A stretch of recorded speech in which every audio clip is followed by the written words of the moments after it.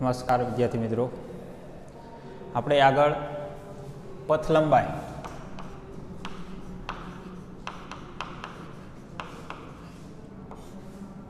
અને સ્થાનાંતર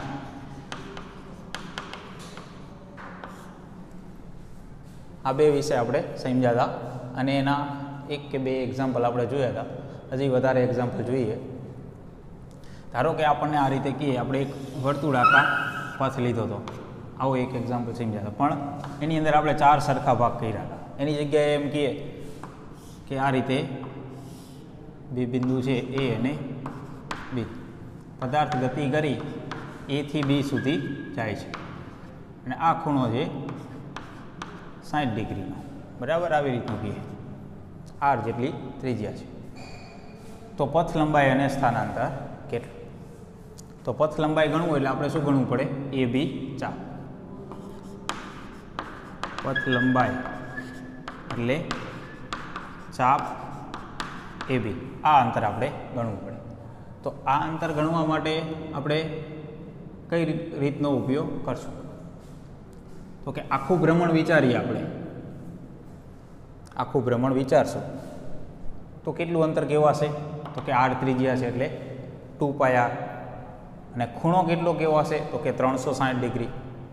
તો 360 ડિગ્રી એ 2πr અંતર, આવું આપણે કહી શકીએ. તો આપણે તો આટલું જ અંતર જોઈએ છે અને એનો ખૂણો કેટલો છે? 60 ડિગ્રી. તો કે 60 ડિગ્રી એ કેટલું? આ રીતે આપણે કહી શકીએ. તો કેટલી થશે પથ લંબાઈ? તો કે 60 ગુણ્યા 2πr છેદમાં 360. એટલે કે આ કેન્સલ થશે, 6 વધશે. એટલે કે આમ જોવા જાય તો ડાયરેક્ટ જ આપણે લખી શકીએ કે 360 હોય અને 60 ડિગ્રી હોય, કેટલામો ભાગ થયો? છઠ્ઠો ભાગ થયો. તો ડાયરેક્ટ જ 6 વડાને ભાગી શકીએ, બરાબર. આ તો ખાલી એક એક્ઝામ્પલ સમજાયું કે આ રીતે આપણે ગણી શકાય. અથવા ક્યારેક એવો ભાગ સમજાય નહીં, એવી ડિગ્રી આપે, આ તો 60 ડિગ્રી છે તો એ રીતે તો 360 ભાગ્યા જ કરી દેવા, બરાબર, એટલામાં ભાગ થાય. તો આ રીતે થશે. તો 6 અહીંયા કેન્સલ થાય એટલે કેટલું થાય? πr/3 આવી રીતે થઈ છે. અથવા તો અહીંયા તમે ખૂણો બરાબર ચાપના છેદમાં ત્રિજ્યા એ સમીકરણનો ઉપયોગ કરો.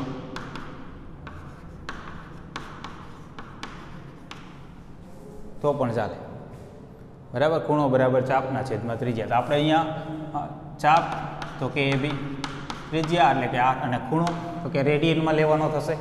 તો રેડિયનમાં ખૂણો કેટલો કહેવાય? 60 ડિગ્રી એટલે π/3 આટલું થશે. 60 ડિગ્રી એટલે રેડિયનમાં કેટલું કહેવાય?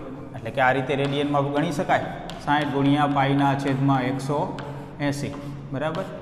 આ રેડિયનમાં આ રીતે ફરી જાય તો π/3. તો ચાપ એ બી બરાબર કેટલું થયું? તો કે πr/3, બરાબર. આવી ગયું એટલું જ. તો એ રીતે પણ ગણી શકો. તો પથ લંબાઈ આ રીતે ગણી. સ્થાનાંતર કેને કહેવાશે? તો કે એ થી બી સુધીનું સીધું અંતર ગણવાનું થશે. એટલે આ અંતર કેટલું થશે એ આપણે ગણવાનું થયું. તો જો આકૃતિની અંદર જ આ આર અંતર થશે. આ અંતર કેટલું થશે? અહીંયાથી આ એ આર જ થશે. આ ખૂણો કેટલો છે? 60નો.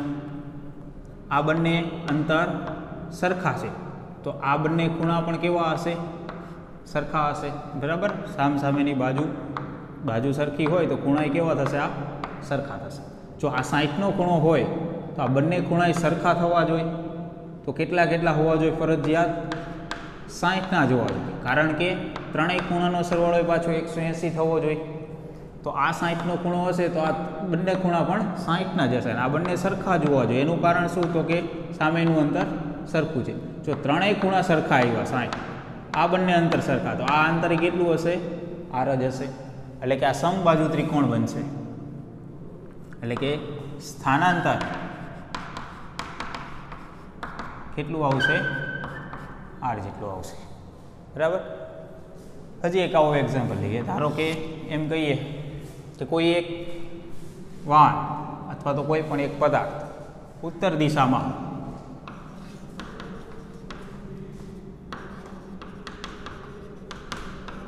3 કિલોમીટર અંતર કાપે છે. ત્યારબાદ પૂર્વ દિશામાં 2 કિલોમીટર જેટલું અંતર આપે છે. ત્યારબાદ દક્ષિણ દિશામાં 5 કિલોમીટર જેટલું અંતર આપે છે. તો પથ લંબાઈ અને સ્થાનાંતર બંને કેટલું થાય એ ગણો. આવો ધારો કે પ્રશ્ન છે, બરાબર. ઉત્તર દિશામાં 3 કિલોમીટર અંતર કાપે છે, ત્યારબાદ પૂર્વ દિશામાં 2 કિલોમીટર અંતર કાપે છે અને ત્યારબાદ દક્ષિણ દિશામાં 5 કિલોમીટર અંતર કાપે છે. તો હવે પથ લંબાઈ અને સ્થાનાંતર કેટલી? તો આપણે અહીંયા આ રીતે પહેલાં તો દિશા દર્શાવી દઈએ. ધારો કે ઉત્તર દક્ષિણ, પૂર્વ પશ્ચિમ, બરાબર. આ રીતે આપણે દર્શાવી દઈએ દિશા. તો જે રીતે કીધું છે એ પ્રમાણે કોઈ એક પોઈન્ટ આપણે ધારી લઈએ. ધારો કે આ એક પોઈન્ટ ધારી લીધો. અહીંયાથી પદાર્થ ગતિ કરવાની શરૂઆત કરે છે. કઈ દિશામાં ગતિ કરવાની શરૂઆત કરે છે? તો કે ઉત્તર દિશામાં 3 કિલોમીટર. તો ઉત્તર દિશા એટલે ક્યાં થશે? ઉપર. એટલે કે ધારો કે આ રીતે પોઈન્ટ આપણે ધારી લઈએ. ઉત્તર દિશામાં એટલે કે ઉપર આ તરફ 3 કિલોમીટર અંતર કાપે છે. એટલે કે અહીંયાથી ગતિ કરવાની શરૂઆત કરે છે. ઉત્તર દિશામાં 3 કિલોમીટર અંતર કાપે છે. પછી અહીંયાથી ત્યારબાદ પૂર્વ દિશામાં 2 કિલોમીટર અંતર કાપે છે. એટલે કે અહીંયાથી ગતિ કરવાની શરૂઆત કરી, 3 કિલોમીટર ઉત્તર દિશામાં અંતર કાપ્યું. હવે અહીંયાથી પૂર્વ દિશામાં 2 કિલોમીટર. પૂર્વ દિશા એટલે આ બાજુ છે, તો આ બાજુ કેટલું અંતર કાપશે? 2 કિલોમીટર અંતર કાપશે, બરાબર. 2 કિલોમીટર અંતર કાપ્યા બાદ એટલે કે ત્યારબાદ દક્ષિણ દિશામાં 5 કિલોમીટર અંતર કાપે છે. તો દક્ષિણ દિશા એટલે કઈ થશે? નીચેની તરફ થશે, આ બાજુ. તો ત્યારબાદ અહીંયાથી આ બાજુ 5 કિલોમીટર અંતર કાપે છે. ધારો કે અહીંયા પહોંચે છે, તો 5 કિલોમીટર અંતર કાપ્યું આ બાજુ. એટલે કે અહીંયાથી અહીંયા સુધી તો કેટલું અંતર થશે? 3 કિલોમીટર થશે જ, કેમ કે અહીંયાથી આપણે આ ગણ્યું જ છે 3 કિલોમીટર અંતર. તો અહીંયાથી આ 3 કિલોમીટર થશે જ, અહીંયાથી આટલું, અને અહીંયાથી આ બીજું કેટલું થશે? એ 2 કિલોમીટર થશે. એટલે ટોટલ કેટલું થશે? 5 કિલોમીટર. આ રીતે થશે. અને છેલ્લે ક્યાં પહોંચશે? અહીંયા. જ્યાંથી ગતિ કરવાની શરૂઆત કરે છે એને આપણે એ પોઈન્ટ કહીએ, આને બી પોઈન્ટ કહીએ, અને સી કહીએ. વચ્ચે જે આ પોઈન્ટ આવે છે એને ડી કહી દઈએ અને આને ઈ કહી દઈએ, બરાબર. આ રીતે ગતિ થાય. તો પથ લંબાઈ અને સ્થાનાંતર ગણવાનું. તો પથ લંબાઈ તો આપણે કોને કહીએ? પદાર્થે કાપેલું કુલ અંતર. પથ લંબાઈ પદાર્થે કાપેલું કુલ અંતર. તો જુઓ, પહેલાં કેટલું અંતર કપાણું? 3 કિલોમીટર. પછી કેટલું કપાણું? તો કે 2 કિલોમીટર. વળી પાછું કેટલું કપાણું? તો કે 5 કિલોમીટર. બધું અંતર ગણી જ લેવાનું પથ લંબાઈમાં. તો જેટલું અંતર કપાતું હોય તો ટોટલ કેટલું થશે? તો કે 10 કિલોમીટર. તો પથ લંબાઈ કેટલી થઈ? 10 કિલોમીટર થઈ. સ્થાનાંતર કોને કહીએ આપણે? તો કે પ્રારંભિક સ્થાન અને અંતિમ સ્થાન, આ બંને વચ્ચેનું ડાયરેક્ટ અંતર ગણવાનું. તો જુઓ, પ્રારંભિક સ્થાન એટલે આ છે, અંતિમ એટલે આ છે. તો આ અંતર આપણે જે ગણશું એ રીવા આ સ્થાનાંતર થશે. તો એ કેટલું થશે? તો એના માટે આપણે આ રીતે કરીએ, એક ત્રિકોણ બનાવી દઈએ, કાટકોણ ત્રિકોણ. આ રીતે આને જોડી દઉં હું. આ કેટલું માપ છે અહીંયાથી આ? તો કે અહીં રહ્યું આટલું 2 કિલોમીટર. અહીંયાથી આ અંતર કેટલું છે? તો કે અહીંયાથી આ 3 હતું, તો આ કેટલું થાય? 2. એટલે કે ટોટલ 5 થવું જોઈએ. એટલે કે આ અંતર કેટલું છે? 2 કિલોમીટર. તો આ કેટલું થશે? એટલે કે અહીંયા કાટકોણ ત્રિકોણ બન્યો, બરાબર. તો કાટકોણ ત્રિકોણની અંદર કર્ણનું માપ કેટલું થશે? તો કે AE²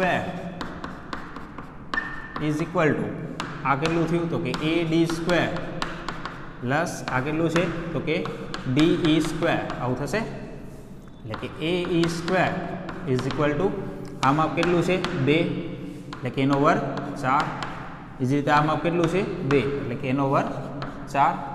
તો AE² ઇઝ ઇક્વલ ટુ કેટલું થશે? 8. તો AE ઇઝ ઇક્વલ ટુ એટલે કે વર્ગમૂળ કાઢવાનું થશે. એટલે એટલે કે અહીંયા વર્ગમૂળ કાઢશું એટલે આપણે આવી રીતે લખી શકીએ 2 ગુણ્યા 4 આનું વર્ગમૂળ કાઢવાનું થાય એટલે કે 4નું વર્ગમૂળ નીકળશે પણ 2નું વર્ગમૂળ નહીં નીકળે એટલે 4નું વર્ગમૂળ કેટલું 2 અને 2નું વર્ગમૂળ નહીં નીકળે એટલે એને વર્ગમૂળમાં જ રાખીએ 2√2 બરાબર. તો એ બરાબર મળ્યું 2√2. તો સ્થાનાંતર કેટલું થયું એ એટલે સ્થાનાંતર થશે તો સ્થાનાંતર આપણને મળ્યું 2√2 બરાબર આટલા કિલોમીટર. તો અહીંયા હવે એક વસ્તુ ધ્યાન રાખજો, જો અહીંયા 2 છે આ 2 છે તો કર્ણ કેટલો આવ્યો 2√2 એટલે કે આ બંને બાજુ સરખી હોય તો √2 વધી જાય કર્ણની અંદર બરાબર. એટલે બીજી વખત હવે ગણતરી આવી આવશે તો આપણે ડાયરેક્ટ √2 મૂકી દેશું. અત્યારે તમને સમજાયું તો આવી રીતે બીજી વખત આવી ગણતરી આવશે તો ડાયરેક્ટ આપણે ત્યાં √2 આવી રીતે મૂકી દઈશું બરાબર. કર્ણ કેટલો આવશે તો કે આ બાજુનું માપ હોય અને આ બાજુનું માપ સરખું હોય તો એ માપ જે છે એના ગુણ્યા √2 એટલું થાય કર્ણનું માપ. તો સ્થાનાંતર આટલું મળશે. હજી જોઈએ અમુક આવા ક્વેશ્ચન.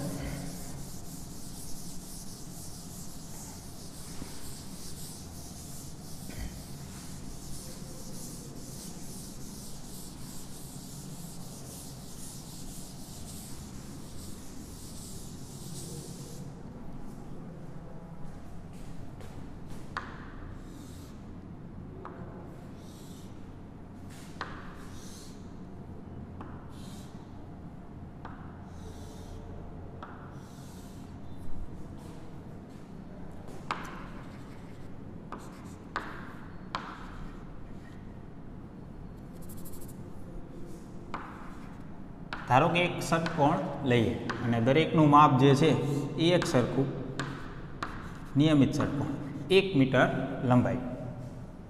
આના ઉપર આપણે અમુક બિંદુ દર્શાવી દે, ધારો કે A, B, C, D, E અને F આ રીતે લઈએ.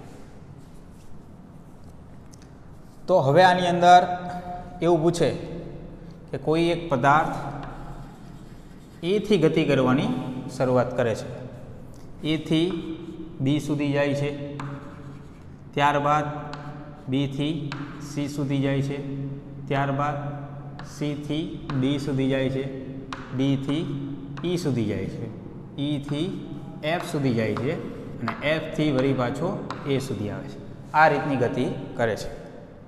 તો જ્યારે પદાર્થ A થી C સુધી પહોંચે અહીંયા ત્યારે પથ લંબાઈ અને સ્થાનાંતર. તો પથ લંબાઈ ગણવામાં કંઈ અઘરું નથી બરાબર. એ તો સીધું થશે 1 મીટર અને આ કેટલું થશે 1 મીટર. બધી બાજુનું માપ કેવું હશે સરખું જ હશે એટલે એ તો મળી જ જશે. પણ સ્થાનાંતર કઈ રીતે ગણવું, એટલે સ્થાનાંતર એટલે કેટલું થશે આ માપ થશે. એટલે કે આપણે સૌ પ્રથમ ગણશું A થી C સુધી પહોંચે ત્યાં સુધીમાં સ્થાનાંતર આવું આપણે ગણવું છે. એટલે કે આપણે AC આ માપ ગણવું છે કેટલું થાય. તો કઈ રીતે ગણી શકાય, આ માપ છે 1 મીટર, આ માપ છે 1 મીટર, તો આ માપ કેટલું થશે. તો આ કાટકોણ ત્રિકોણ તો છે નહીં, જો કાટકોણ ત્રિકોણ હોત તો આપણે સરળતાથી મળી જાય. તો અહીંયા હવે આ માપ કેવી રીતે ગણવું એ જોવાનું છે. તો ઘણી બધી રીતે ગણી શકાય બરાબર.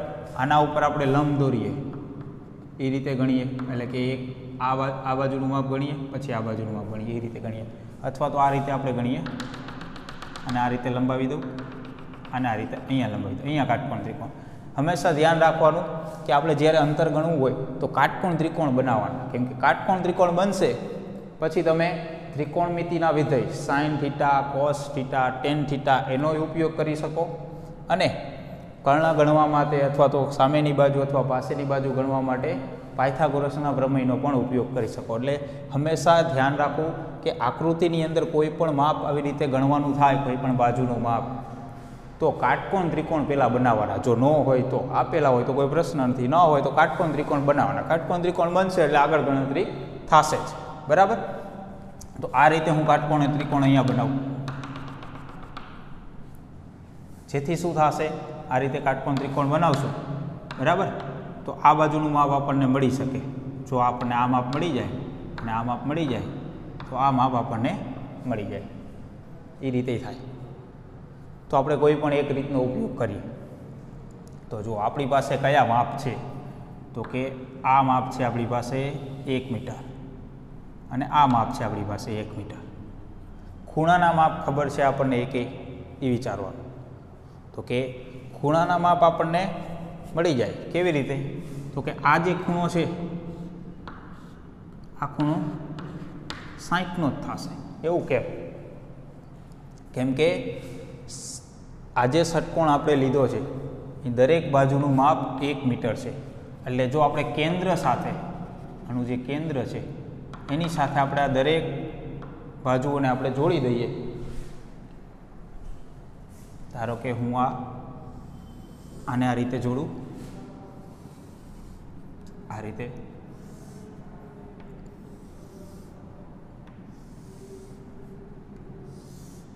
તો અહીંયા આપણને 6 ત્રિકોણ જોવા મળ્યા.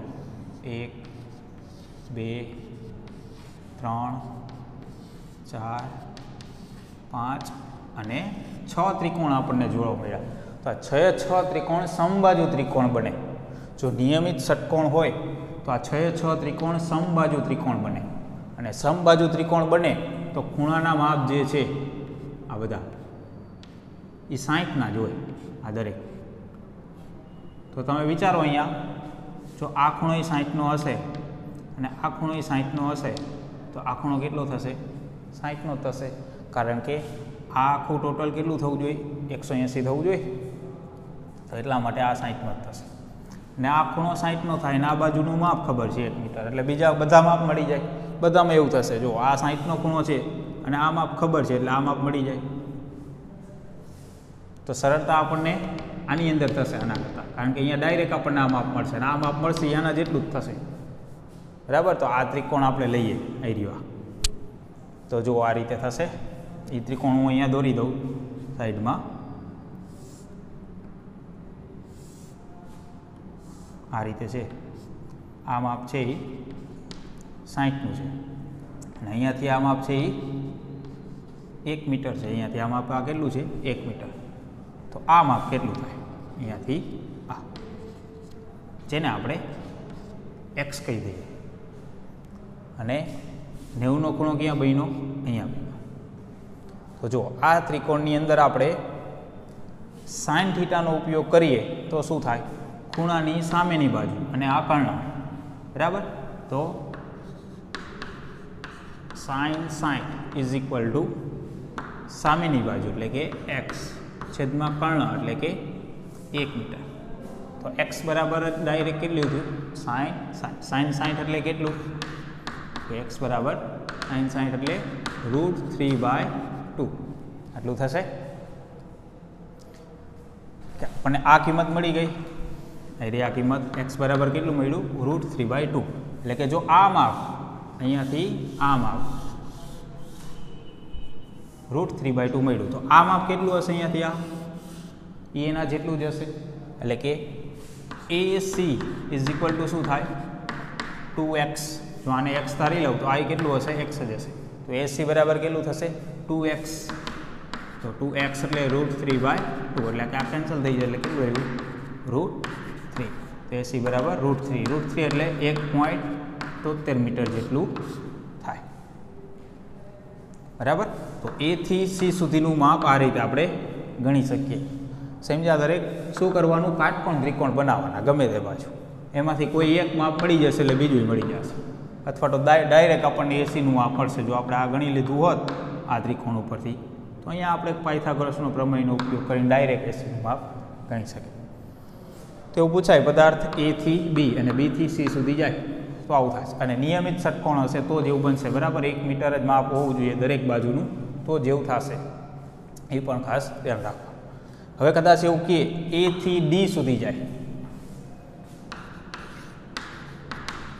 A થી D સુધી જાય તો પથ લંબાઈ અને સ્થાનાંતર કેટલું? પથ લંબાઈમાં તો શું થશે? 1 metre plus 1 metre plus 1 metre એટલે 3 મીટર. પથ લંબાઈ તો સીધું જ ગણવાનું થશે.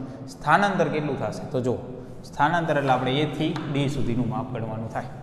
તો અહીંયા આપણે આ 6 ત્રિકોણ બનાવ્યા એના ઉપર ધ્યાન આપો તો 6 ત્રિકોણ એક સરખા સમબાજુ ત્રિકોણ છે. દરેક ખૂણાના માપ 60 છે. જો દરેક ખૂણાના માપ 60 હોય તો આ દરેક બાજુનું માપ એ કેવું હશે? એક સરખું હશે. તો ધારો કે અહીંયા આ ત્રિકોણની હું ચર્ચા કરું તો કે આ માપ કેટલું છે? તો કે 1 મીટર. તો આ માપ કેટલું થશે? 1 મીટર. તો આ માપ કેટલું થશે? 1 મીટર. તો આ દરેક માપ કેટલા થશે? બધા 1 મીટરના જ થશે આ દરેક. જો આ દરેક માપ 1 મીટરના થાય તો A થી D સુધીનું માપ જોઈશે તો આ 1 મીટર અને આ 1 મીટર એવું થયું ને. આને ધારો કે એવો બિંદુ કહી દો તો AD એટલે કેટલું થશે? તો કે AO પ્લસ OD અને આ બંને કેટલા થયા? 1 મીટરના થયા. તો ટોટલ કેટલું થયું? 2 મીટર થશે. તો A થી D સુધી જાય તો સ્થાનાંતર કેટલું આવશે? 2 મીટર.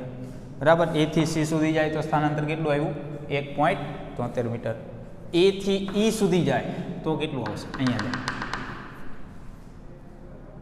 બરાબર. A થી E સુધી તો સ્થાનાંતર કેટલું આવશે? એટલે કે આપણે આ માપ જોઈ છે એટલું. તો વિચારો કેટલું આવશે? તો જો અહીંયા આ માપ જે થયું એની જેમ જ આ માપ થયું. બરાબર. આ 1 મીટર હતું, આ 1 મીટર હતું, તો આ માપ કેટલું થયું? એવી રીતે આ 1 મીટર છે, આ 1 મીટર છે, તો આ માપ કેટલું થશે? એટલું જ થશે. જે આના જેવું જ થશે. બરાબર. જેમ આ અંતર થશે એમ જ આ અંતર થશે. એક સરખું જ છે, આમ જ થશે બે બાજુ. આ જેટલું માપ થશે એટલું જ આ માપ થશે. તો આપણે આકૃતિની અંદર થોડું આડાઅવળું દોરાઈ ગયું છે. બરાબર. સમ બાજુ કીધું છે એટલે બધી બાજુઓ સરખી જોઈએ. આપણે આ થોડીક આ અંતર થોડુંક વધારે બતાવી દીધું છે દોરવામાં. બધા માપ સરખા કરીએ એટલે અહીંયાથી આ માપ જેટલું થશે એ જ આ માપ થશે. એટલે એમાંય કેટલું આવશે? √3 જ આવશે. એ જ રીતે A થી F સુધી તો એ તો 1 મીટર જ છે. બરાબર. તો આ રીતે સમબાજુ ષટકોણ આપે તો એની અંદર આપણે આવી રીતે ગણતરી કરી શકીએ. બરાબર. બીજું એકાદું એક્ઝામ્પલ લઈએ.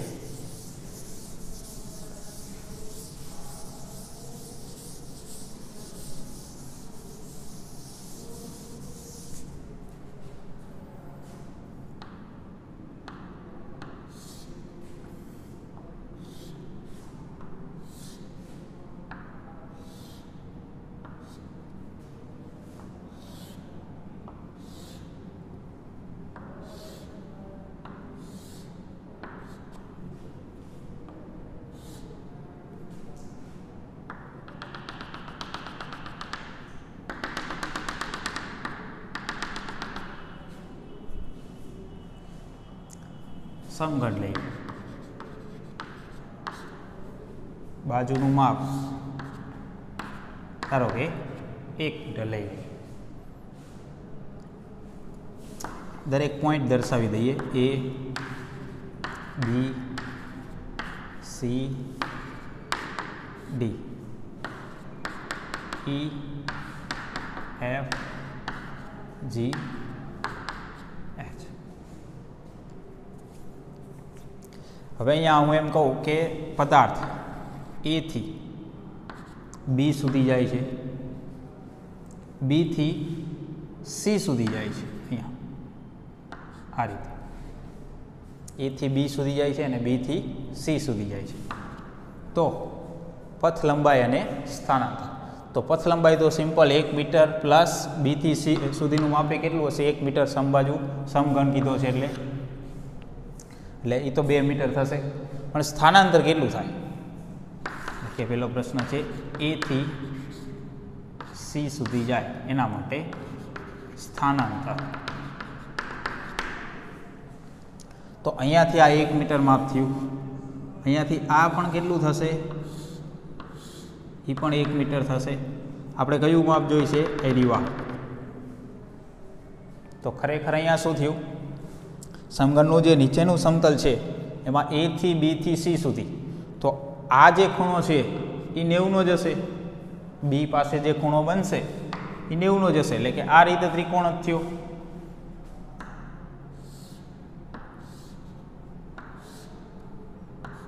A થી B થી C આ રીતનો ત્રિકોણ જ થયો, પણ આ રીતના સમતલમાં થયો. આવી રીતે A થી B અને B થી C પણ આ રીતે ત્રિકોણ થયો, જેને આપણે આ રીતે બતાવીએ તો આવી રીતે બતાવી શકાય. બરાબર. તો આ માપ કેટલું થયું? 1 મીટર. અને આ માપે કેટલું થયું? 1 મીટર. આપણે આ માપ જોઈ છે તો સીધું જ છે, આપણે હમણાં જોયું આ 1 મીટર, તો કર્ણ કેટલો થાય 1 × √2, એટલે કે ખાલી √2 લખી શકીએ, √2 મીટર આટલું થશે. તો અહીંયા સ્થાનાંતર કેટલું આવશે √2 મીટર આટલું મળશે. જો હવે હું એમ કહું A થી B જાય છે, B થી C અને C થી G સુધી જાય છે અહીંયા આ જગ્યાએ, તો સ્થાનાંતર કેટલું? તો તમે સમજી શકો, અહીંયાથી આ 1 મીટર થયું, અહીંયાથી આ 1 મીટર થયું અને અહીંયાથી આ કેટલું થશે એ C થી G સુધીનું માપ એ 1 મીટર થશે. તો આપણે કયું માપ ગણવાનું થયું? અહીંયા G થી A સુધીનું માપ ગણવાનું થયું, બરાબર. એટલે કે જો બીજો પ્રશ્ન આ રીતે પૂછે A થી G આના માટે સ્થાનાંતર, તો A G આ માપ આપણે ગણવાનું થયું. A C આ માપ આપણને કેટલું મળ્યું?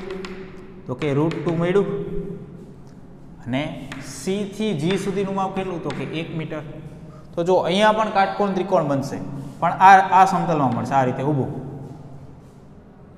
એમાંથી આ માપ જે છે AC એ માપ થશે √2, પછી C થી G આ માપ થશે 1 મીટર. તો આ માપ કેટલું થયું? AG. એટલે કે અહીંયા કાટકોણ ત્રિકોણ વળી પાછો બન્યો. એટલે કે આપણે આ ત્રિકોણ આ રીતે બતાવી શકીએ. આમ આ A પોઈન્ટ, આ C પોઈન્ટ અને G પોઈન્ટ, બરાબર.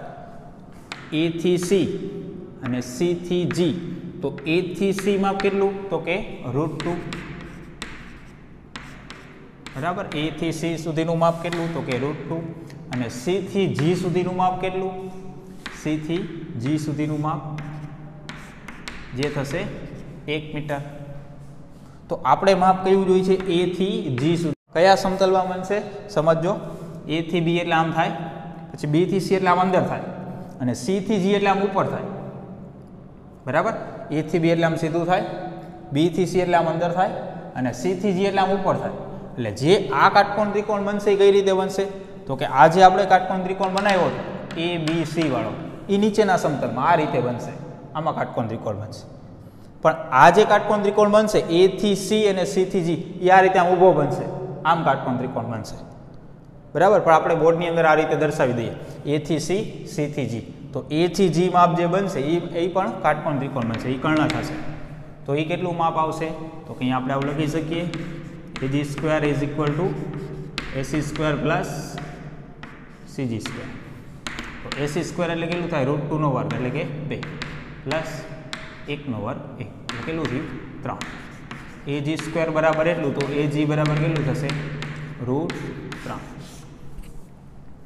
બરાબર. √3 એટલે એપ્રોક્સિમેટ 1.73 અને √2 એટલે એપ્રોક્સિમેટ 1.41. તો 1.73 એટલે કે √3 જેટલું માપ થશે. તો એ રીતે પૂછાય કે A થી B સુધી જાય, B થી C સુધી જાય, C થી G સુધી જાય, તો સ્થાનાંતર કેટલું? તો AG માપ જે કેટલું મળશે? √3. બે કાટકોણ ત્રિકોણ બને, A થી B અને B થી C, આ એક કાટકોણ ત્રિકોણ બનશે એટલે √2 આ કર્ણ મળી જશે. પછી C થી G જશે તો વળી પાછું એક કાટકોણ ત્રિકોણ બનશે, તો એ મળશે √3. એ જ રીતે કદાચ એમ કે G થી H, તો H સુધી જાય તો સ્થાનાંતર કેટલું? તો કે સ્થાનાંતર એટલે AH માપ આ ગણવાનું થાય, જે કેના જેટલું થાય? AC જેટલું જ થાય, કેમ કે આ સમતલ એક જ થયું. A, D, E અને H આ સમતલ એક જ થયું. એમાં આ માપ ગણવું હોય તો આના જેવું જ થયું. A, B, C, D આ સમતલ જેવું થયું. AC માપ જેમ ગણ્યું એમ AH માપ, તો એ કેટલું આવે? √2 જ આવશે. તો આ રીતે સમઘનની અંદર કોઈ પણ એક પોઈન્ટથી બીજા પોઈન્ટ સુધી જાય પછી તો તમે બધા માપ ગણી શકો. આ બે માપ જે અગત્યના હતા એ મેં તમને ગણી બતાવ્યા. આવી રીતે બીજા માપ પૂછાય તો ગણી શકાય, બરાબર. તો સ્થાનાંતર ગણવાનું પૂછાય આવી જુદી જુદી આકૃતિઓમાં તો કાટકોણ ત્રિકોણ બનાવવાના છે એવું યાદ રાખો. કાટકોણ ત્રિકોણ એકાદા બાજુનું માપ ખબર હોવી જોઈએ, એકાદો ખૂણો ખબર હોવી જોઈએ. આટલું માપ ખબર હોય એટલે બીજું બધું આપણે ગણી શકીએ. સારું, ચાલો.